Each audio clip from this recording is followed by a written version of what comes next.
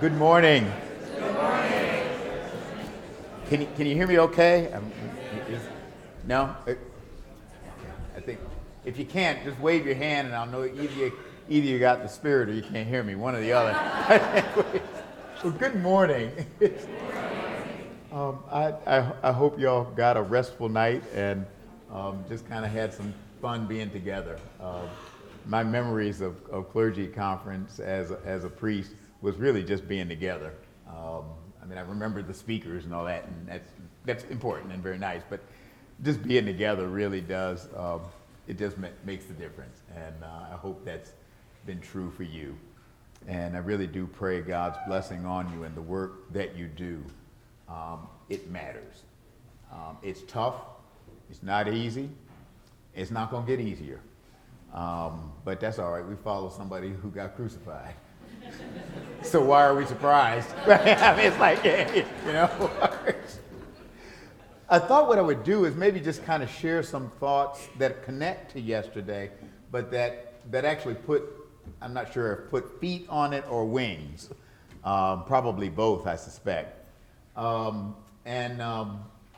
then kind of just stop and allow us to have some conversation. I don't know if there are mics or if you'll be able to hear. If you just, there are mics. Oh, I got you. Oh, great. Okay, so we've got mics so that we can have some conversation. And Peter's in the front. He's got the clock. So he'll give me this sign when it's that. One of the things that I've rediscovered in the last 10 years or so. A number of things, but one in particular has been kind of a rediscovery for me of the Gospel of John, the fourth Gospel.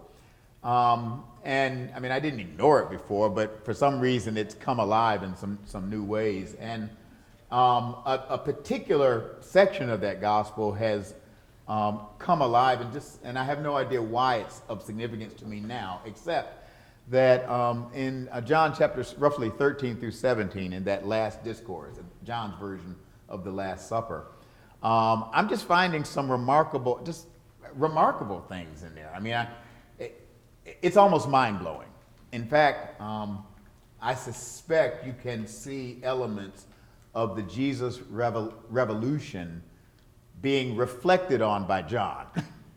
And you can actually, it's almost like you can see John imagining what Jesus was talking about all along. And just as Matthew kind of brings together many of his teachings in Matthew 5 through 7 in what we now have as the Sermon on the Mount, I have a feeling John is doing something very similar in the context of the Last Supper.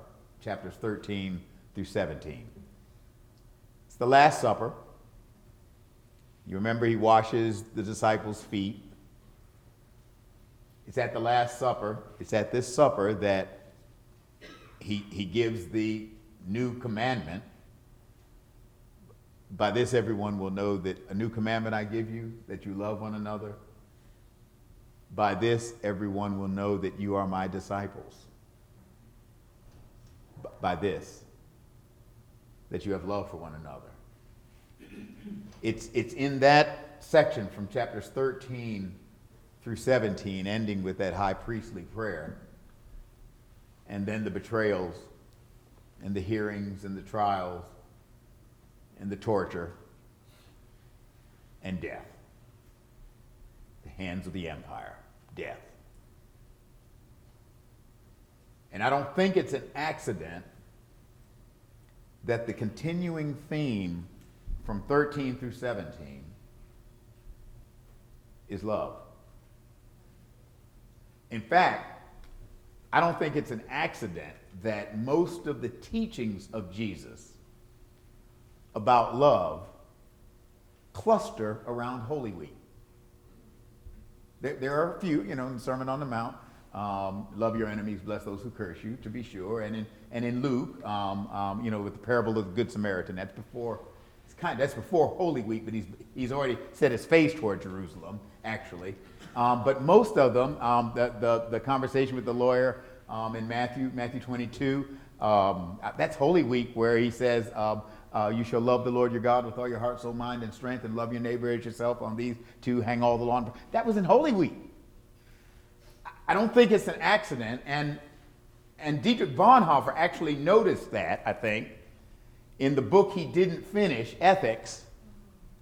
At least he didn't finish it with his hand. He finished it with his life. But in that he has a chapter on love that just basically says love is cruciform. That the biblical nature of love is not sweet sentimentality. It is sacrifice. It is the unselfish way of living which follows the way in the heart of God that often can be sacrificed. That's love. It's cruciform. And so at this Last Supper in John, as John is reflecting on what Jesus taught and the meaning of his life, I mean, all that stuff's going on in there. As that's happening, Jesus says some things that are frankly mind-blowing if you consider that he's going to get killed within a day. He knows that jig is up. I mean, he's Jesus. I mean, he's the Son of God, you know, God incarnate and all that kind of stuff. I get that. But Philippians says he kind of gave up some stuff to do that. I mean, the incarnation means he had to get, now I don't know how all that kenosis, I'm not a theologian, I'm a country preacher. I don't know how all that stuff works out. I just know that Jesus had to give up something to come and be with us. That's what Philippians, that's what that Philippians hymn, that Christ hymn and Philippians, I really do think he, though he was in the form of God, did not count equality with God a thing to be grasped, but emptied himself, taking the form of a servant, washing feet. A new commandment I give you, that you love one another. That's what John is reflecting on. And Jesus is talking about this love, this way of love. And then it's like he's trying to get them ready for the nightmare that is about to come before God's dream gets realized. I mean, it's like he's telling them, this is what you need to know when hard times come.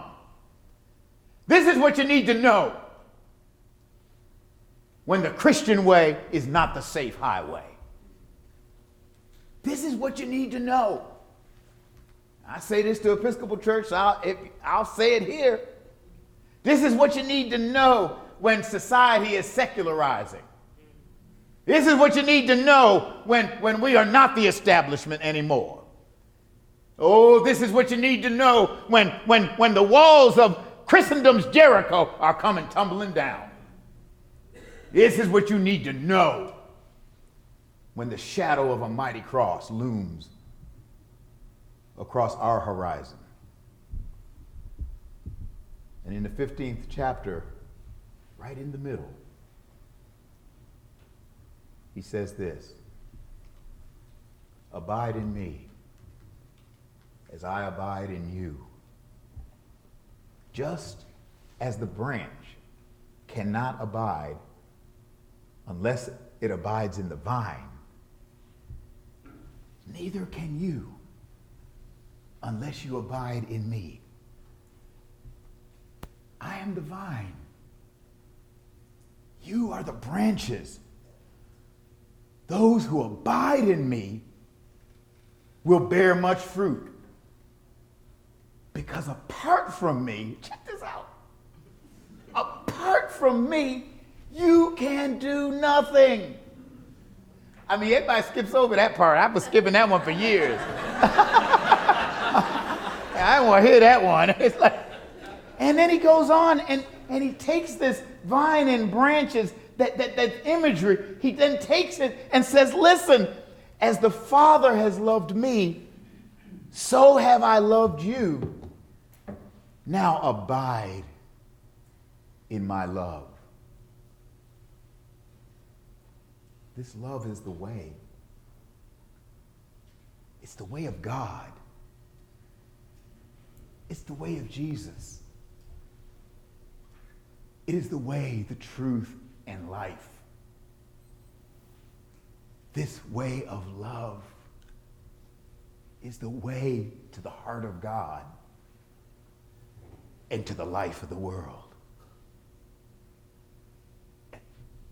It really is. And this way will carry you through any and every nightmare that life or the world can throw at you. If you don't believe Jesus, maybe you'll believe Paul.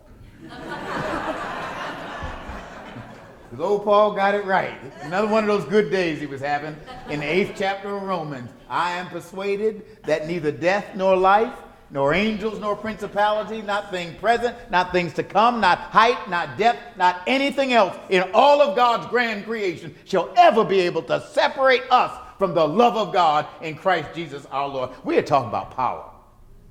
We're talking about the energies of God mobilized. And then you can walk through hell for a heavenly cause if you have to. That's what Jesus was talking about. Now, the truth is, obviously I think Jesus was right about that. I mean, that's obvious. Sort of a self-evident statement. But the truth is, I've got a theory, and I know there are probably some historians here, so I'm going to tread lightly. But I've got a theory about the history of the Christian movement and the history of the church.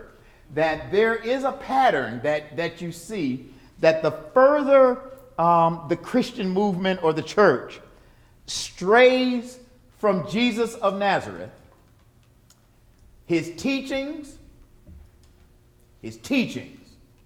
not just the idea of Jesus, not even just the doctrines about Jesus. That's important. Please don't think, no, I get all that. I believe the creed. I don't understand what it's talking about all the time, but I'm with it. It's what the church affirms, and I'm with this community. That's it, I'm in. But his teachings, his example, and the Holy Spirit of God that dwelt within him, that can dwell within us. That Jesus. You with me on that? The further the church, Christianity, the Christian, stray from that Jesus, the more problematic we become.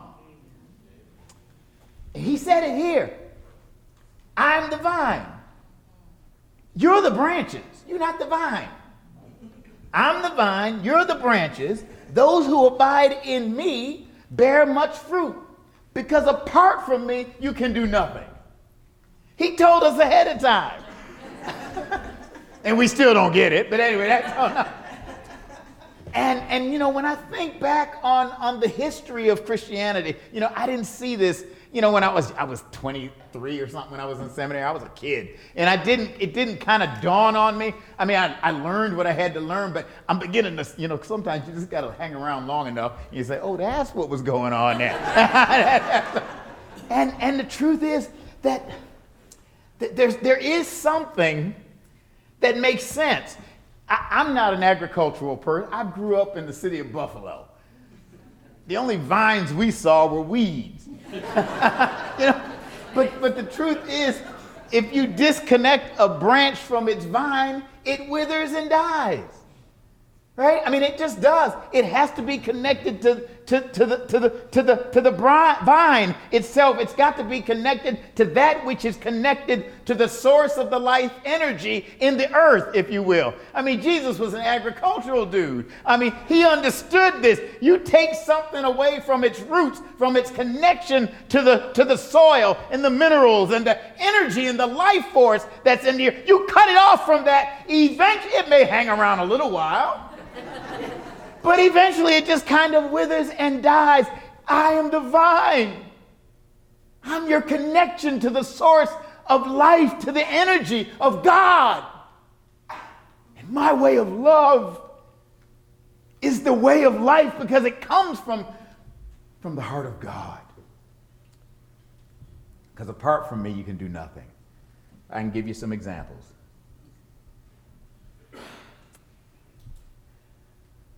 When the church has been complicit with the culture and has given into the world and has done harm to the human children of God or to the very earth itself. And when we have been silent or complicit, and we all, we're human, the vine and the branches have been separated. Think back on the history of Christianity. In America, chattel slavery was justified by Christian preachers. It was. And yet there's an interesting pattern. They rarely, if ever, quoted Jesus,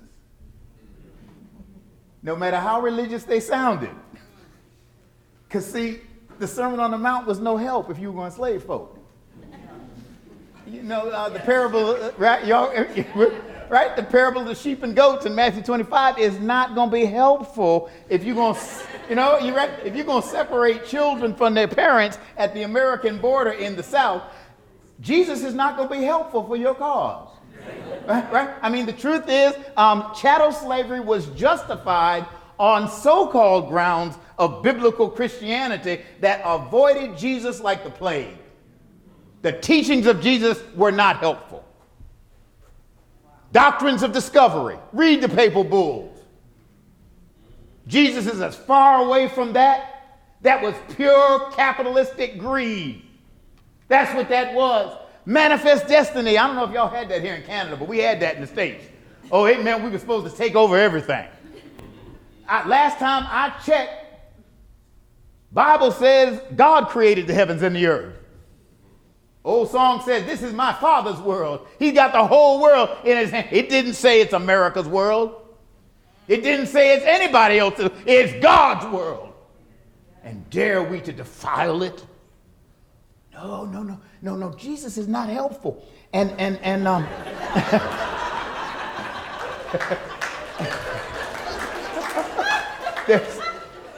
love this. There's a quote, Frederick Douglass, one of the abolitionists, in the 19th century, and I've been reading the biography of it.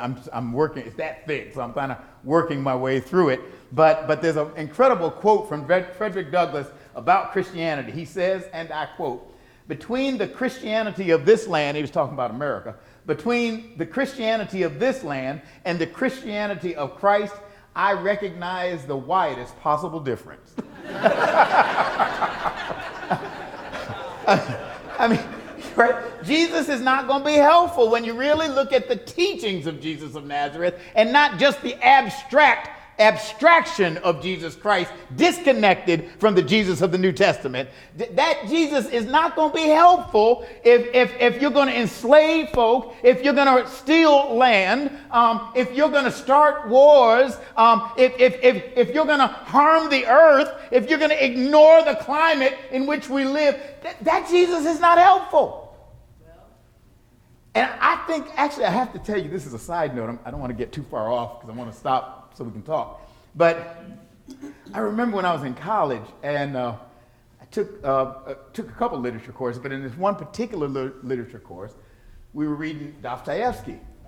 I didn't understand it then, and to be honest, really don't understand it now. But anyway, that's... But we were doing excerpts from Brothers Karamazov, and I remember we were reading...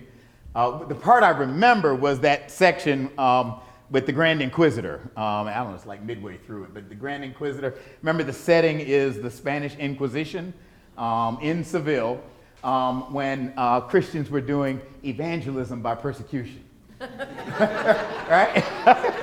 I mean, that's what's going on, all right? You see, further we get disconnected from the... Anyway, evangelism by persecution, and so Dostoevsky makes his critique by imagining Jesus coming to Seville during the Inquisition, done in his name, but not according to his teachings, not according to his example, not according to his spirit. And I remember I took to be honest, I have to tell you full truth, I took the class not because I had any interest in literature, but I did have interest in a girl who did have an interest in literature. And so And so, you learn one way or another.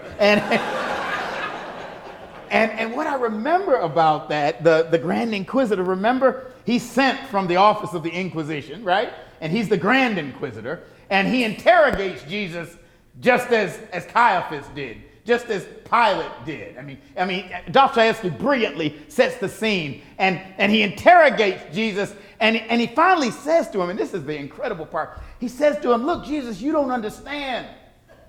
When the devil had you in the wilderness, at the beginning of the season of Lent, that first Sunday in Lent, that wasn't the actual date, but but the story, the devil had you in the wilderness. He was trying to help you out. He turned the stones into bread. Just think of all the people you could feed and the popularity you would have. Just jump off the pinnacle of the temple, and all of a sudden Psalm 91 will make sense. He shall give his angels charge over thee to keep you in all your, you look at all the kingdoms of the world. Brother, I'm going to give you all this. I'm going to give you all the power, manifest destiny. I'm going to go. You see where I'm going now? Oh, yeah. I'm going to give you everything you want, everything you dream, all the power and might. All you got to do is get down and worship me. Jesus, don't you understand? He was giving you a good deal. You ended up on a cross, brother. You went the wrong way. Right? And the truth is, that's always the temptation. The struggle is the way of Jesus. This way of love, this way of crucified, sacrificial, unselfish.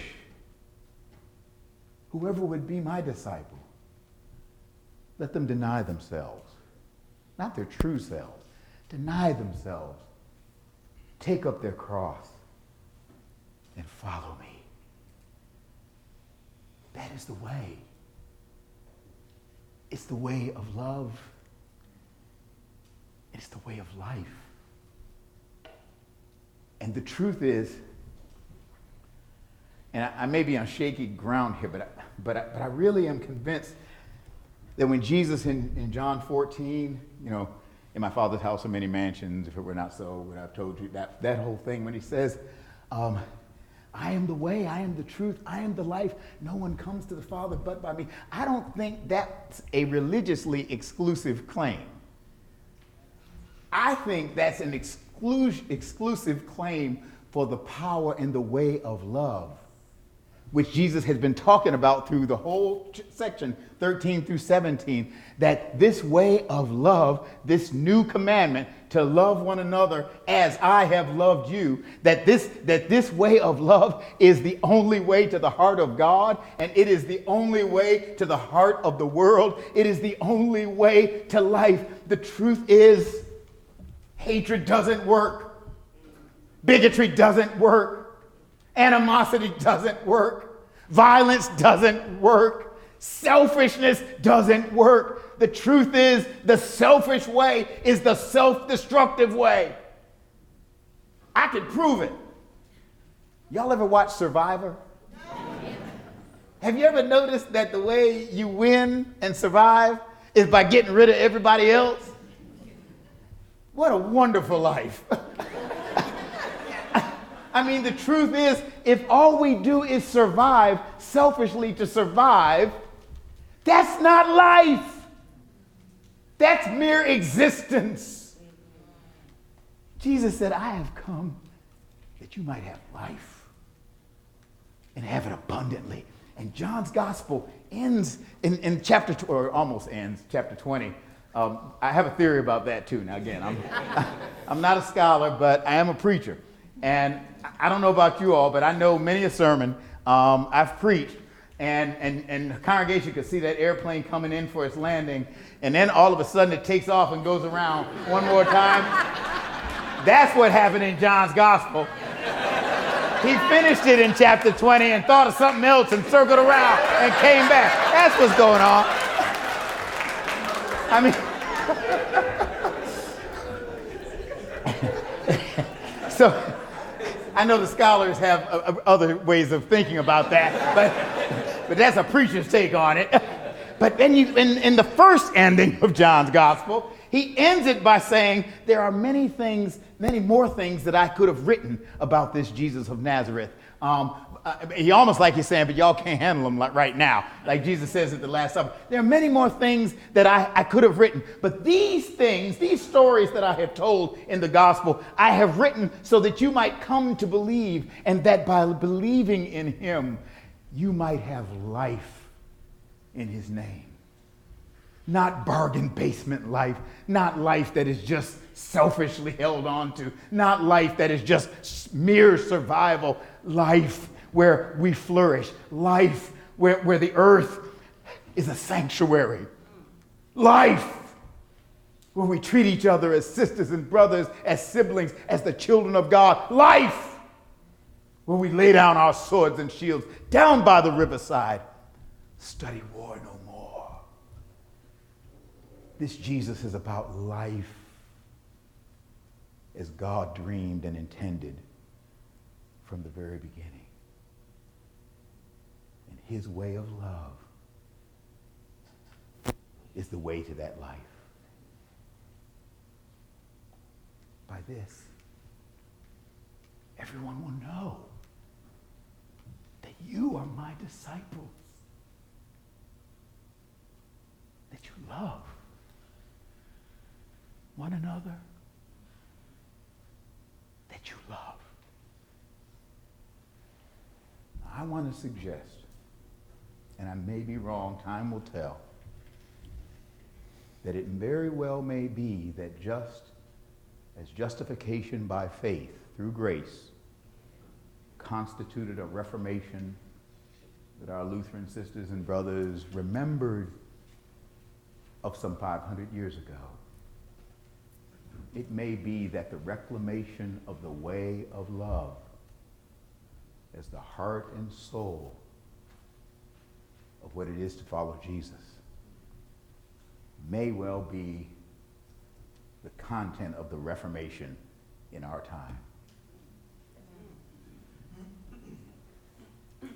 Part of the dilemma is that we've sentimentalized love,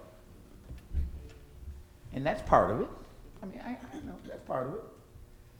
I have to remember in seminary when we learned about eros, philia, and agape. Remember that in seminary? And, eros, kind of romantic, erotic and romantic, and philia, fraternal kind of love, kind of brotherly kind of stuff.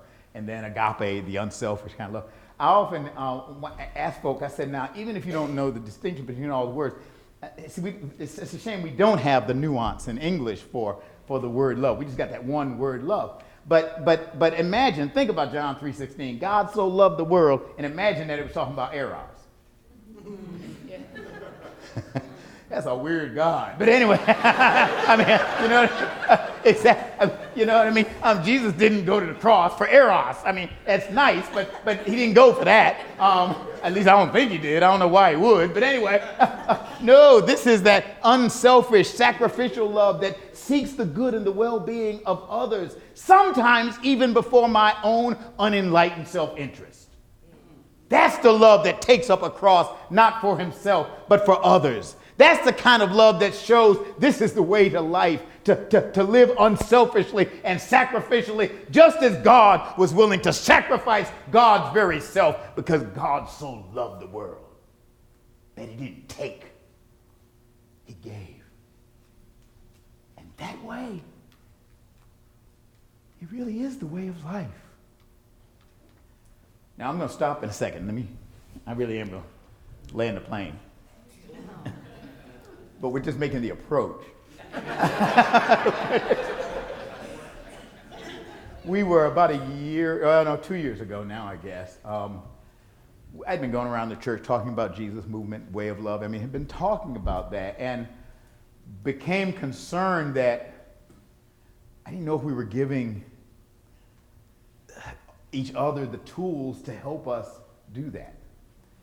And I really was aware that actually what we're talking about is profoundly counterintuitive and countercultural. On some levels, we're all loving, and yet on other levels, we're all selfish. And those two are in tension with each other. I mean, they just are. That's just the nature of existence. They are. And, you know, I mean, the truth is, I'm not a Thomist, but I remember reading Thomas Aquinas saying that evil is the perversion of the good. That evil, sin, and all that kind of stuff is privation. It's where you take something good and you twist and pervert it into something that is evil or sinful or that is wrong. And selfishness, I'm convinced, is a perversion of healthy self-respect and self-awareness. You see, that's what's going on. Of course, you need to love yourself. Jesus said you shall love the Lord your God with all your heart, soul, mind, and strength, and love your neighbor as yourself. Right? I didn't make that up. Jesus said it, and he was stealing it from Moses. I mean, so we got this on good authority. Right? And so, you know, if God created us in God's image, how dare you not love what God has created? Just as we are called to love the big creation, we are called to love this little creation. You, me, we. And yet, the perversion of that good, of healthy self-respect and love, becomes selfishness, where it's all about me, and you're the periphery. That is the root cause of every war that has ever been fought. It is the root cause of every injustice that has ever been done. It is the root of every bigotry, every way of injustice, every way of wrong, humanly created wrong, that unhealthy selfishness. And so to talk about real love is actually to talk about something that is contrary to some stuff that's deep within us. You with me so far? And therefore, I began to realize it's important I think we've got to reclaim love in the way of love. Reclaim Jesus at the center of our lives, and his way of love emerges out of that. But how do you do it? Because the titanic forces of selfishness, this is powerful. It's there, and it's real, and it's tempting, and it's easy. And so about 2 years ago, we asked a group of people. There actually were 12 of them. I just realized that. I don't know what that means. One of them left the room early, but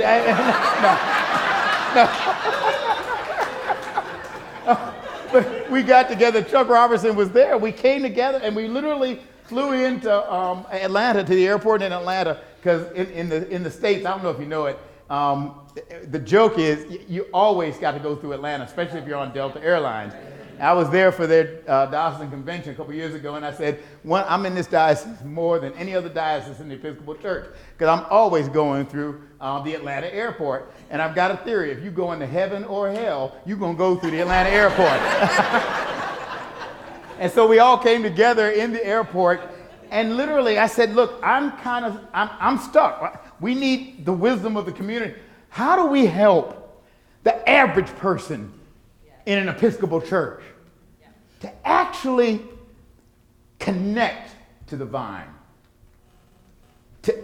to allow Jesus of Nazareth, not the abstraction Jesus Christ, but the teachings of Jesus, the real Jesus, the example of Jesus, and the Spirit of the living God. How do we help that Jesus to become the center of our lives, the center of the life of our congregations, the center of the lives of our communities, the center of our lives church-wide?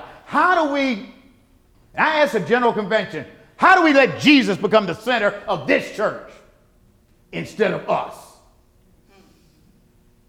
And I have to admit, I didn't go in with a prefabricated answer,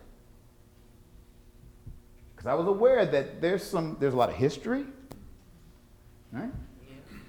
There's just a lot of stuff that complicates it. And I don't say that in a judgmental way. I say that as somebody who's part of this, who loves this. I love the church, but not more than Jesus. Because the church ain't getting me to heaven. I mean, let's get real. I know too much about the church. I know that ain't gonna happen. right? And so how do we do it? And I told them that a few years before, I was struck by, was struck by something that Dr. King wrote in 1963. He composed it as part of the campaign in Birmingham, Alabama, which was a strategic decision to go to Birmingham, which was kind of an epicenter, if you will, of Jim Crow segregation. And they knew that Birmingham was going to be tough. It was going to be intractable. But that if they could circle Jericho enough and get the walls of segregation to come tumbling down in Birmingham, then the walls would fall throughout the South and eventually throughout America. They knew this was really a strategic decision, but it was a gamble. And so they trained the nonviolent workers as they always trained them in the way of nonviolence. They learned well some of the teachings and the approaches of Mahatma Gandhi and then others in Tennessee at one of the Tennessee Institute. I mean, they trained the people who were involved in the nonviolent struggle. And King wrote what many of the protesters nicknamed Dr. King's 10 Commandments. And they kind of were a kind of rule of life. Does that ring any bells? And they had things like this. Remember that the nonviolent, substitute the word love for nonviolent. Remember that the nonviolent movement seeks justice and reconciliation, not victory. Walk and talk in the manner of love, because God is love. Pray daily to be used by God that all men and women, all, might truly be free. Sacrifice personal wishes that all might be free. Observe with friend and foe alike the ordinary rules of courtesy. Just good manners. Perform regular services for others and for the world. Refrain from violence of fist, tongue, and heart. Strive to be in good spiritual and bodily health. But the first one, the very first one, as you prepare to march, meditate on the life and teachings of Jesus. And I asked them, how do we help an entire church before we march, before we speak, before we act, before we vote? Help me somebody. Before we do anything, to meditate on the life and teachings of Jesus.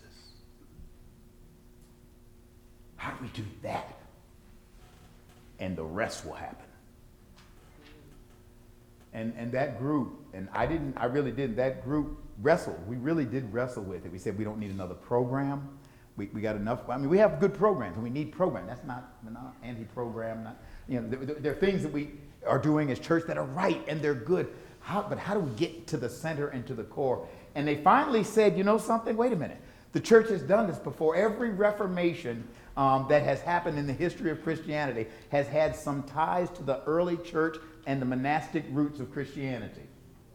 Did you notice the language? Early church, monastic roots. Oh, I am the vine. You're the branches.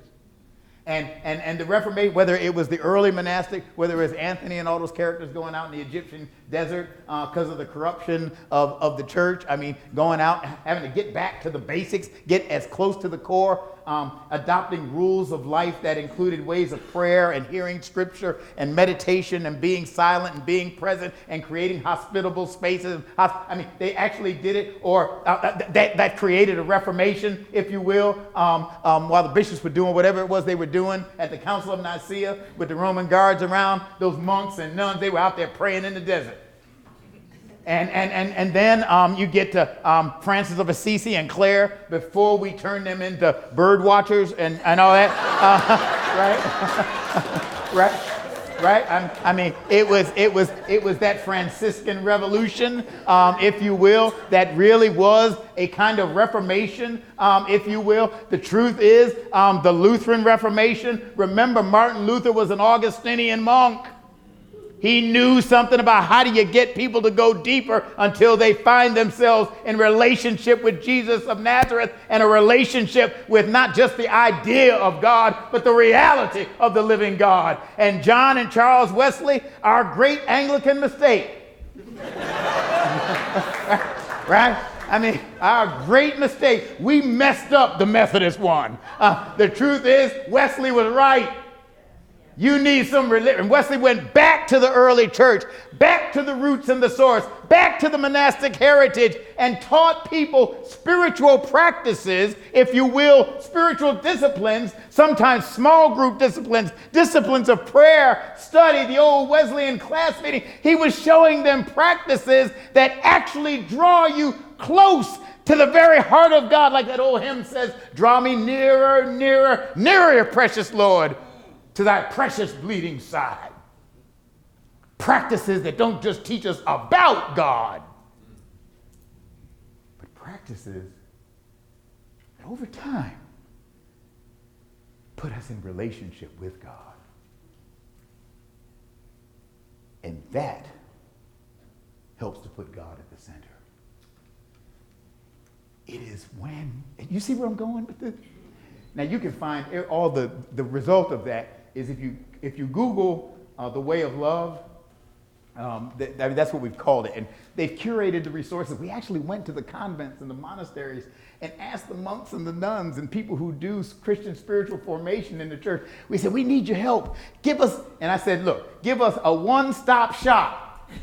Don't give me nothing complicated. Just give me a one-stop shop where I can go and I can find different ways, different practices that actually do this, what we're talking about. And so we did. And so if you Google the way of love, first you're going to get share. Then you may get some websites you are not to go on. But eventually you'll get to the Episcopal Church website, the way of love. And there are everything. They've actually created curriculum materials for every liturgical season that focus on different aspects of the way of love, of creating rules of life. And let me tell you something. I am convinced that there's something here, that anything that draws us closer into a relationship with the living God will draw us closer until God's way becomes our way, until Jesus' way becomes our way. That's why, and I'm going to stop now so we can have some conversation. I'm going to stop. But that's why I finally figured it out at the end of John, well, near the end of John's gospel, that story where Jesus appears to the disciples. He's been raised from the dead. And John says, and he breathed on them. And says, receive the Holy Spirit. If you forgive the sins of any, they are forgiven. You retain the sins of any, they are retained. And that's where I want to say, Jesus, do not give the church that kind of power. But then I realized what he was really talking about. When my breath, remember, breath is life, becomes your life, then you become my hands, my feet, my life. Come my way, my truth, my life. Such a way. Breathe on me, breath of God. Breathe on us, breath of God. Fill us with life anew, that we may love what thou dost love, and do what thou wouldst do. It's real. It's real. Let this God, let Jesus free until there's another Pentecost. Free until there's a new Anglican Church of Canada. Free until there's a new Episcopal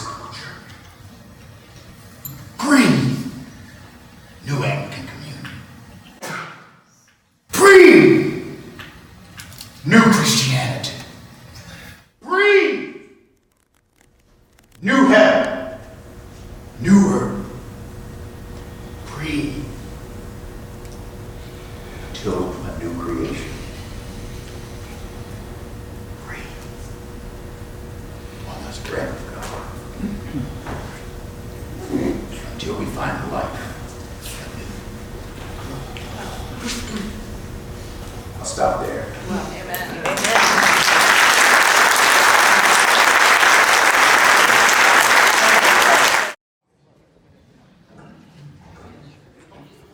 Wait, let's start.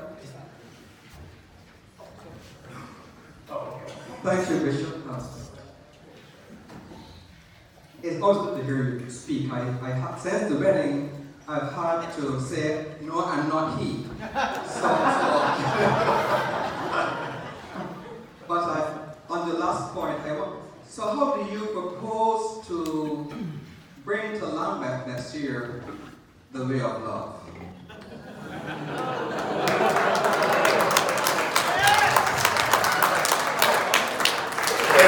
John from preaching to medicine.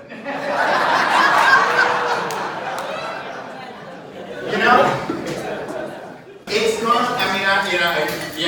The reality is we've got to embody it. Actually, I have to tell you something that I probably will do it. I told when we had our last House of Bishops meeting in March, there was obviously a lot of discussion about Lambeth and the spouses, and that's a continuing conversation. But I leaned over to the Vice President of the House, Mary Reeves, and said to her, I said, they've heard me quote Dr. King and Dr. King's 10 Commandments. I said, when we go to Lambeth, I'm going to have cards printed for every bishop. And I'm going to ask them, you read that every day when you do your morning devotion, whatever it is, and live in that spirit. We must go in the way of love. And we got to go in the way of Jesus. Because I have to admit, the genius of King, before you march, meditate on the life and teaching of Jesus. I'm aware that in Michael, there's just not enough spiritual energy that I can garner to love consistently. I mean, I have to stop and think. I think there's wisdom in that, because Psalm 47 says, be still and know that I am God. I have to stop, because if I'm on autopilot, God knows what to react. I'll react instead of responding thoughtfully to that fellow child of God as brother, sister, sibling in Christ. And I do think we've got to carry that spirit with us there. And trust that spirit and way of love will show us all how to live and walk the way of love together. And I think that's the only way to do it is to do it. And when you stumble and fall, which we all do, get back up, dust off, and turn and go in the new direction. That's called repentance, actually. And I think that's the way, I really do. Thank you for that wonderfully delightful question. Yes. Bishop, thank you. Stephen's always a tough act. He is, yeah. Thank you. I want to thank you for your very generous language. As an Indigenous person, I appreciate your language around siblings and a non-masculine God, and you've interwoven all kinds of non-gendered and gendered language this morning. Certainly in this diocese and in the Anglican Church of Canada, we're still struggling with language that excludes so many, and I just wonder what you could tell us about that journey for you. It's been a struggle in the sense that, at least for me, in the sense that, how your language evolves with you. And so whatever formed you early on sticks with you. And I've had to struggle. I've had to intentionally work at language that does not exclude, but as expansive a language as I can find that includes all of us. And so I've worked, and people have helped now. When I've slipped, they call me on it, and I say, yeah, you're right, I got it. And so I've worked at it intentionally, I really have, and tried to, language is a funny thing. I mean, it's, Well, it's the only thing we've got.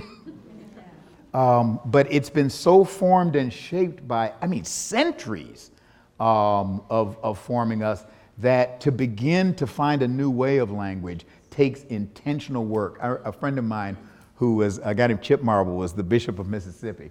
And when Chip retired, he came and joined us in North Carolina. And Chip was a real character. I could tell Chip Marble stories forever. I think Paul knew Chip. Chip was a character. He was an old Southern guy, and he just kind of, you knew that old Southern way. I remember I had a church that was really upset with me after I gave consent to Bishop Robinson's ordination. This is back in 2003, and they didn't want me to come for confirmation. And so Chip had just come on board, and I said, well, okay, I'm probably not the bishop you need to see right now, but the Bishop of Mississippi, I made sure they heard that word, the Bishop of Mississippi retired, is now joining us on our team, and maybe I'll ask him if he would come visit you. And the vicar said, Bishop, did you say the Bishop of Mississippi? I said, indeed, Mississippi. And I said, I'm sure the people of your congregation will most graciously, that's good Southern hospitality, will most graciously receive the Bishop of Mississippi. Well, he said, of course. It was the first time the story of the Trojan horse came to life for me. It's like, it came. And Chip went in and spoke their language and then expanded their vision. So that they wanted me to come a year later. They actually did, a year later. Expansive language, if you will, has the capacity to do that for us all. But it's a learned discipline, I think. At least it has been for me. And I suspect it is for the church. And the more we do it and the more we do that liturgically, I think we're going to find that we begin to speak more expansively. But I'm a work in progress, or process, whatever the right word. Thank you for that. Thank you so much. This is my very first Clergy conference, and I'm really Welcome. grateful that I got to hear you speak. I want to read you a quote from the Ontario government. Whether you're a recent immigrant or descendants of people who were enslaved, because we did have slavery here in Canada, Black Ontarians live a shared, present-day experience of anti-Black racism. As a result, in nearly every measure of opportunity, security, and fairness in our society, anti-Black racism is felt. It's felt in our city, and it's felt in the church. What insights do you have for us who are tired, afraid, indifferent, or blind to racism in the church based on your experience in America? Well, I can tell you, America is not the paradigm of virtue on this.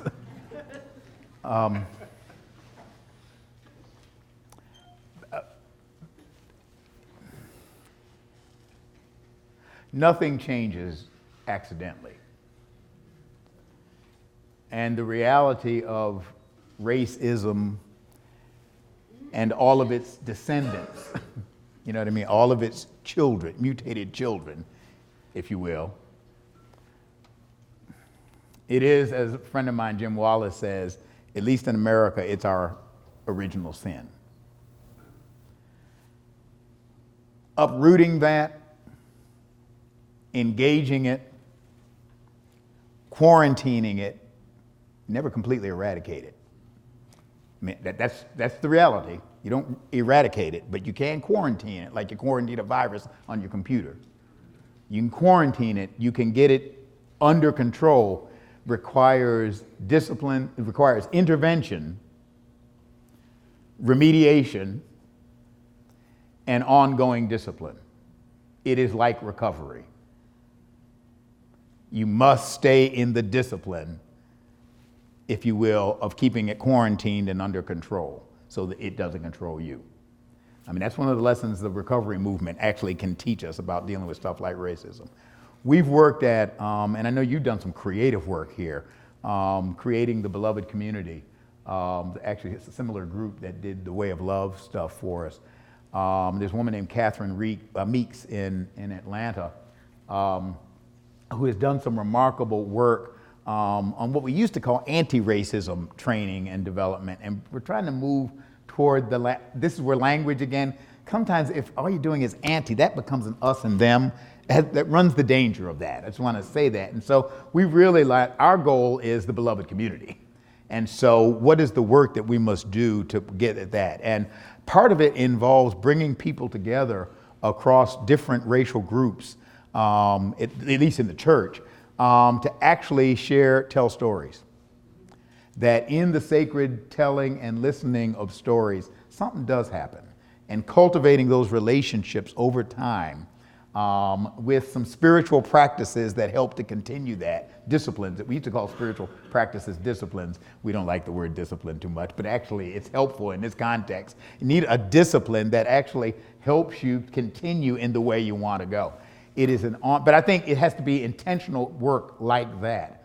That's the only way. And I can speak, American society is afraid of this conversation. We have, it's true here, yeah. We avoid it like the plague. And people of color are tired of it. They say, we got to do this forever. And white folks say, oh God, I don't want to go get beat up anymore. It's like nobody there's an avoidance, and yet it's one of those hard and fierce conversations that we must have for all of our soul's health. That anybody, in therapy, it's the stuff that you are not aware of that really does you in. But when it comes to awareness, at least you begin to have some management capability over it, especially if you have the strategies and disciplines for doing that. The same is true, if you will, for racism, sexism, homophobia. Go through the list. All of racism's little mutated children. For every one of them, that it takes that kind of intervention, if you will, engagement, and the kind of intervention that's around sharing of stories. It's not about me as a descendant of African slaves being in a position of righteousness and holiness. No, black folk got some sins too. And it's not about white folk being all bad and everything. White folk got sins too. Last time I checked, I believe it was another one of those good days of St. Paul. He said, all have sinned and all fall short of the glory of God. So if we are all in this mess together, then we can all come together and figure out how to get out of the mess. That requires the kind of determination and discipline, and it is a spiritual commitment that says, when I get tired,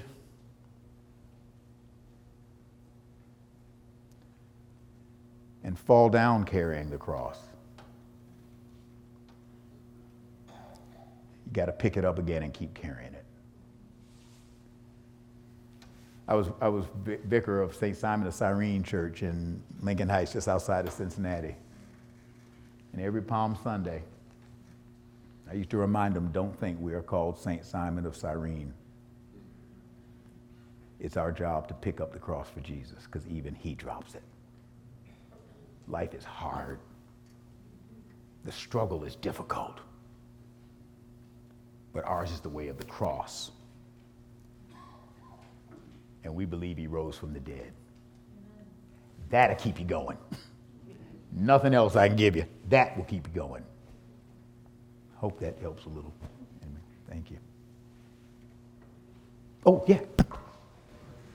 Thank you so much, Your Grace. It's been a huge privilege to hear you. And I want to say, as a fellow alum, they're still teaching Fiorenza at Yale. Are they really? Yeah, they're still teaching it. That is fantastic. Yeah, so it's just awesome. I didn't know that. But I wanted to ask him partially because I just want to hear you keep preaching. Oh my God. I know a lot of us here are weary. We've had 10,000 deaths from overdose in 3 years here in Canada. So a lot of us are really tired. And I was wondering if you could share a story about in your ministry when you've kind of hit rock bottom, when you're exhausted, and then how you got back up, how you picked that cross back up. The story of your journey of resilience, if you would share to sustain the weary with the word.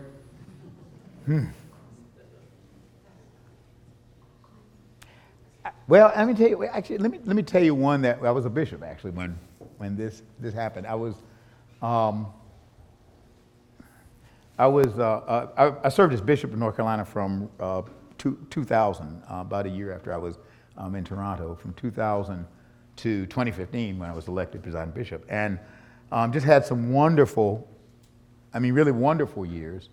North Carolina is a wonderful diocese. It's a great state, and I love it. I met my wife there, many years ago, more years before that, but so got family there, and had good years as bishop there. But the truth is, there were struggles, to some extent. I was the first time a Southern diocese from what had, this was a Southern diocese, had elected an African American as its diocesan bishop. We had suffragan bishops for colored work. That's what they were called 100 years ago. But this was so there was that going on. But North Carolina was always a moderate Southern state, if you will, that had the capacity. It was, and so I don't think I was elected because I was a black guy. I don't know why they elected me, but they did. But they were good years, but they were fraught with complexity. And fortunately, the bishop suffragan was a wise guy named Gary Gloucester, who had been a bishop a while, and he became a mentor to me.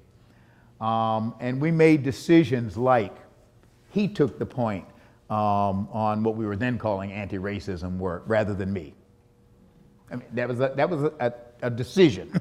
We actually made that I would support him in that work, and he would support me in other work. We made those kinds of decisions. And all went along well. Things went along well until 2003.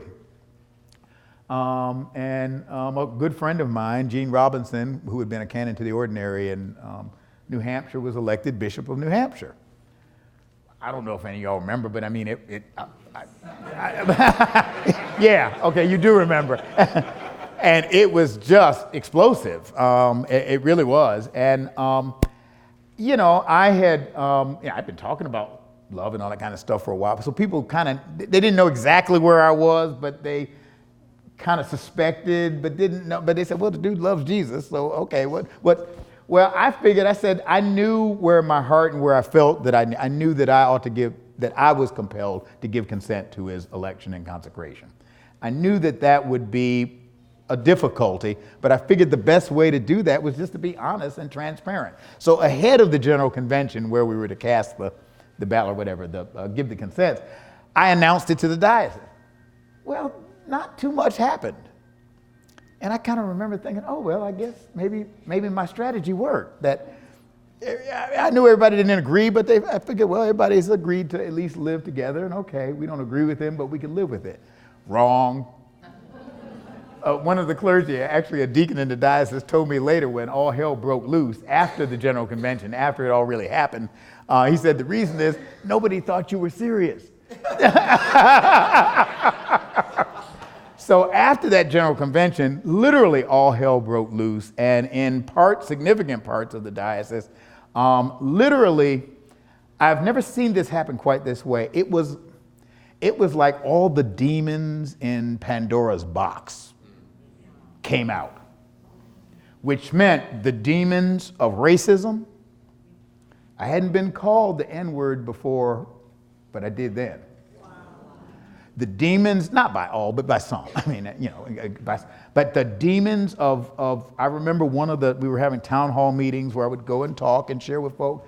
And I remember an older woman who's gone on to glory now, who had been one of the students who sat in at the lunch counter in Greensboro. She came up to me after the meeting and she said, I closed my eyes and I thought I had gone back to those days because it was the same jeering in the Episcopal Church. And what happened was good people who didn't believe that were silenced by the loudness. It was, this went on for a while to the point, for a good while. To the point where every Sunday I wasn't aware of it. I was going to a church and I knew somebody was going to come at me. It was every week. And we would meet with vestries. that was just sort of the normal thing we did on visitations. And I knew what was coming at me. It was every week. And this went on.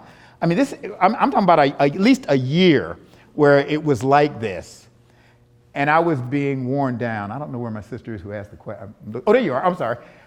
I was being worn down and didn't realize it. And I was doing I had been trained in nonviolent approach. I knew moral jujitsu. I knew all I knew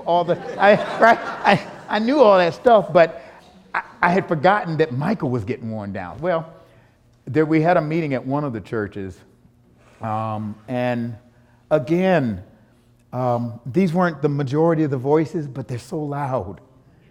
They're just so loud. And this woman came up to me. We were at this one particular church, and I'll never forget it. This was at the same church. Literally afterward, a man lunged at me, and my wife caught him. She actually did. It's something when your wife is your bouncer. But anyway, that's enough. It's like, but it actually, and bless his heart, years later, he apologized for that. He really did. I mean, he honestly did. I mean, we can change. We can. But I mean, that was the volatility of that particular meeting. And at that particular meeting, in that particular church, a woman came up to me and she said, Michael Curry, you are going to destroy the great Diocese of North Carolina. And she said it just like that. And I don't know how I visually reacted, but I know what was going on inside. And I didn't sleep that night. I didn't sleep that night. She got to me, and I kind of did what I do. I kind of did what I normally do, and just keep going on. And I, kept going on. And sometime, maybe a week later, I don't remember, but maybe a week or two later, I had called the consulting clinical psychologist who consulted with us on, there was a priest who needed some assistance, and I was calling Rob to kind of get his advice on what's the best thing to do and that kind of stuff. And so I called Rob, and we talked about, whoever the priest was or whatever the situation was, and we talked through that. And he said, well, Mike, how are you doing? I said, look, Rob Grew, don't be trying to get me on your couch. 2 hours later, we actually had one of those incredible conversations. It's kind of like an Emmaus journey. I had hoped. And I was seeing a church that I didn't know. It wasn't about where you stand. It was about how you stand. You know what I mean? That's, and I had hoped that we were a different kind of church than that. That we could actually disagree but love each other. And I wasn't seeing that yet. And it really was kind of like, man, the Empire Strikes Back. It really was like. Anyway, then at the end of that conversation, Rob said, let me tell you 3 things. So I'm waiting for this great clinical psychologist to give me something that's like, really, He says, watch your intake of carbs.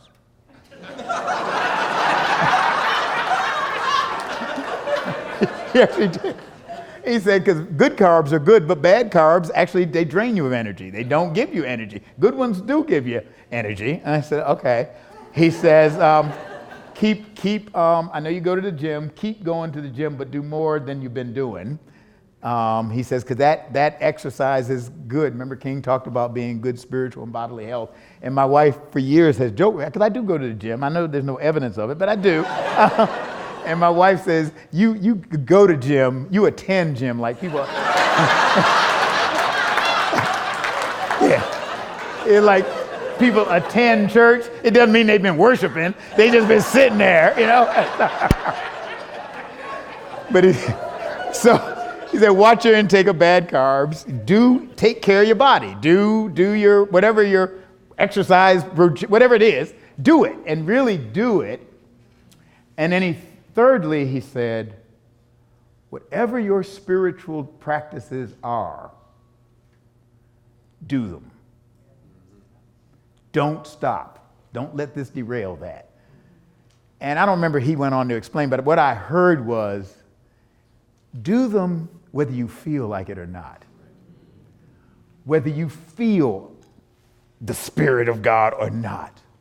And I'm one of these people I do the offices. I mean, in Cranmer, I can tell you, Cranmer really can get boring. I mean, there's no question about that. I mean, and then on other times, it's like, wow, I wouldn't have read that scripture if it hadn't been for the discipline. You know what I mean? So I have, but it's up and down. That's just the nature of the spiritual journey. But whatever your spiritual practices are, or if you've fallen off the wagon of spiritual practices, go back to them. Claim that rule of life. That's what he didn't tell me rule of life, but that's what he was talking about. He said, that is what will see you through, because that is your connection to God.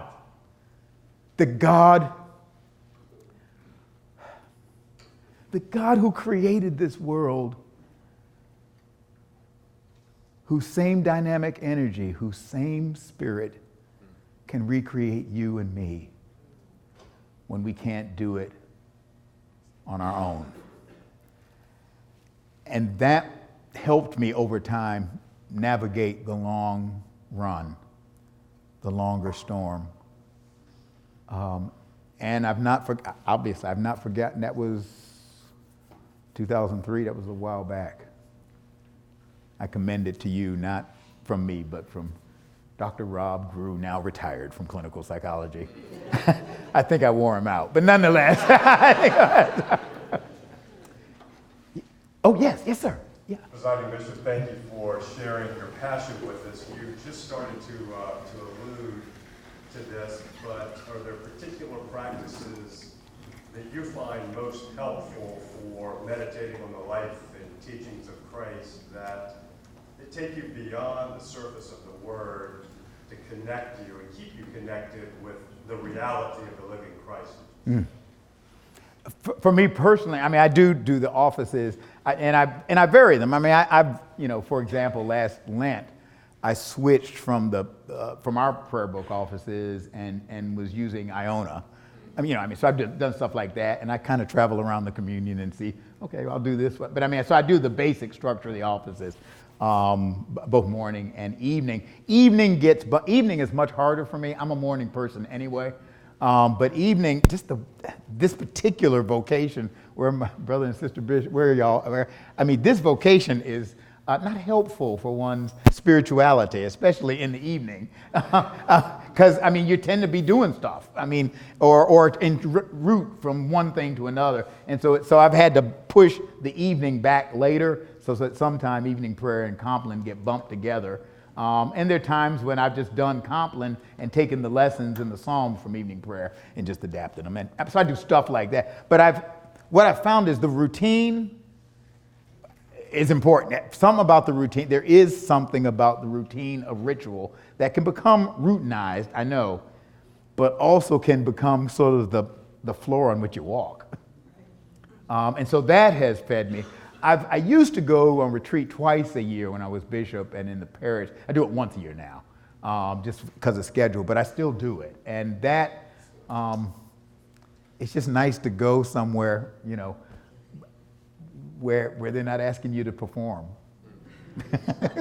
and you're just to be. And, I love doing what I do, but sometimes it's just not. As much of an extrovert as I am, I actually covet the silence. And there's something there. The other thing I've done over the years, I still do it, is, I keep a prayer list on the phone. The phone is very helpful for prayer lists, because I don't know about you, but when I was a parish priest, I tried everything. I used to have a little piece of paper at the door, so when, somebody told me something was going on, or to pray for this, I'd write it down. The problem was I'd lose the little pieces of paper sometimes, and then people would tell me, would you pray for me for this? And if I didn't write it down, I got to what I used to call my jive prayer with God. At the end of the day, I said, Lord, I talked to somebody, I can't remember who they are. But you are the God to whom all hearts are open, all desires known, and from whom no secrets are hid.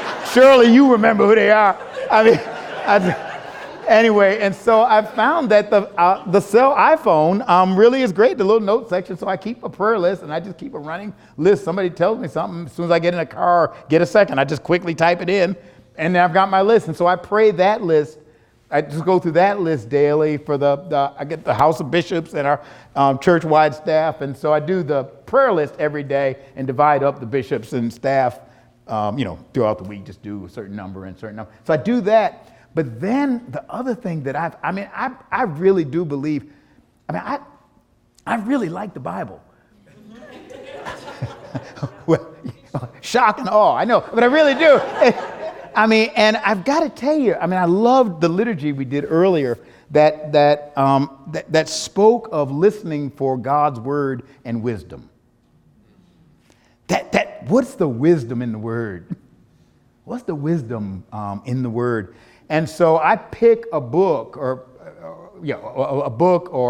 an epistle or something, a particular section, usually from the New Testament, but not exclusively, usually from the New Testament that I actually study intensively. And I'm still in Hebrews now, about halfway through it. And I just take my time with it and actually do look up stuff. Sometimes, I mean, I don't always look up commentary, but sometimes look at commentary, kind of do that, and do almost lectio divina on it, and just kind of read it a couple of times, sometimes in different translations, and just let the word, let it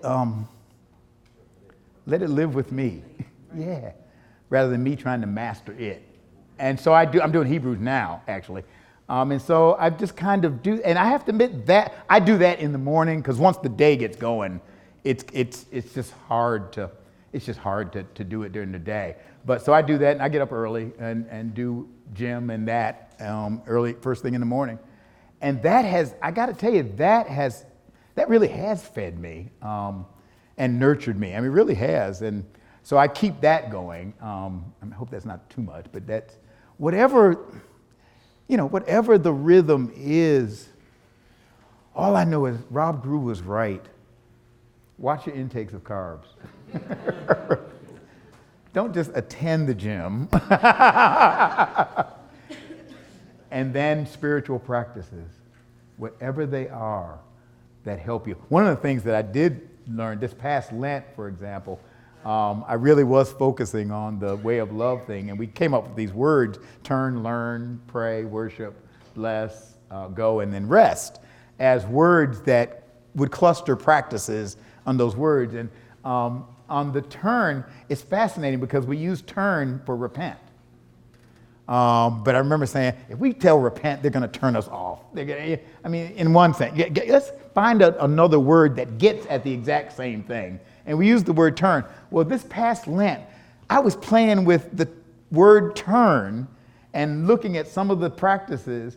And I have to admit, I got a lot to repent of, but I got to feel just the word turn. That song, turn, turn, turn, that kind of started buzzing around in my, but I began to realize that my life is helped by those moments when I actually do turn. And I've realized, on the one hand, it's a turning away from a way that's not healthy and not helpful and that's not of God. But it's actually like a flower turning to the light of the sun, to the energies of God. And that's the real power of repentance, to turn from the darkness into the light, the energies, the love of God, and there's life. That was just kind of a realization. I know it's not a major thing, but to me it was a big deal. It was like, wow, this is really a new revelation for me. But anyway, that's a little, it's time. Did we get everybody? We didn't? I'm sorry we didn't catch everybody, but I really want to thank you. I really thank you. I thank your bishops and your planning committee, but I thank you for what you do, because what you do was like St. Paul said on another good day, but St. Paul said, what you do for God is, your labor is not in vain. It's not about making a bigger church. It's about following Jesus and making a better world. And that is worth giving your life for. God bless you, and thank you.